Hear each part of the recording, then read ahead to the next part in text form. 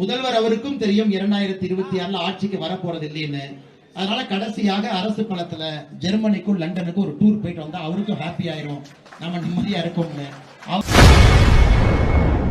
முதல்வர் ஸ்டாலின் அடுத்த முறை முதல்வராக முடியாது என தெரிந்துதான் அரசு பணத்தில் கடைசியாக விடுமுறைக்கு வெளிநாடு சென்றுள்ளதாக பாஜக முன்னாள் மாநில தலைவர் அண்ணாமலை தெரிவித்துள்ளார். 2024, 2025 இந்து முன்னணியின் சகோதரர்கள் ஏற்படுத்தியிருக்கிறார்கள் 3 முக்கியமான திருப்பு.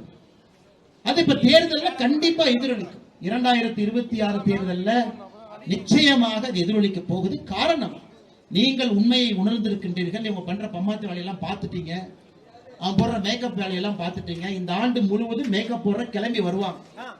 அண்ணன் சேகர் பாபு அவர்கள் நாளை காலையிலே கிளம்பி வருவார். இல்ல ஒரு பொய் சொன்னாரு, 1000 கோடி எப்படி நான் கணக்கு சொல்றேன். பட்ஜெட்ல இருக்கிற டாக்குமெண்ட் வச்சு 155 கோடி சொல்றேன். நீங்க டாக்குமெண்ட் எடுத்துட்டு பேசுங்க. எதையுமே செய்யாம வெறும் பொய்யை மட்டும் பேசிக் கொண்டிருக்கிறார்கள். முதல்வர் அவருக்கும் தெரியும் 2026 ஆட்சிக்கு வரப்போறது இல்லைன்னு.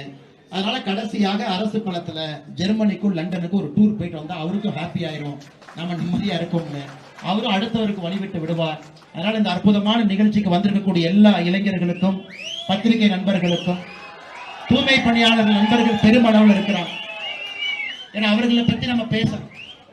ஐயா, ரோம் பண்டை கால ரோம்ல தீ பிடிச்சு இருந்த பொழுது நீரோ என்கின்ற மன்னன் பிடில் வாசித்துக் கொண்டிருந்தான். இன்னைக்கு தமிழகத்துல தூய்மை பணியாளர் நண்பர்கள் எல்லாம் தீப்பிடித்து மலையில வெயில்ல கோயம்புத்தூர்ல உட்கார்றாங்க, மதுரையில் உட்கார்றாங்க, சென்னையில் உட்கார்றாங்க.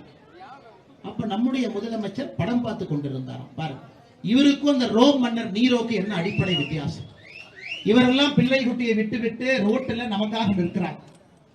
அவர்கள் செய்யக்கூடிய பணி என்பது கடுமையான பணிகள். அவங்களுக்கு தெரியும், அவங்களுக்கு தெரியாது இல்ல. கொரோனா காலகட்டத்தில் எத்தனை பேர் இறந்தாங்கன்னே நமக்கு தெரியாது. பல பேர்த்த மறைச்சு அதன் பிறகும் நூற்றுக்கணக்கான மனிதர்கள் அத்தனை இடத்தில் இறந்திருக்கிறார்.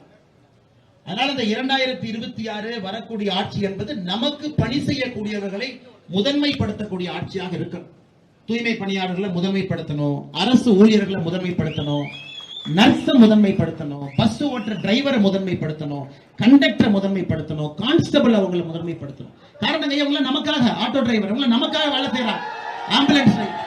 அதனால் அதையும் யோசித்து நீங்கள் வாக்கு. செய்திகளை உள்ளது உள்ளபடி தெரிந்து கொள்ள ரெஃப்ளெக்ட் நியூஸை சப்ஸ்கிரைப் பண்ணுங்க.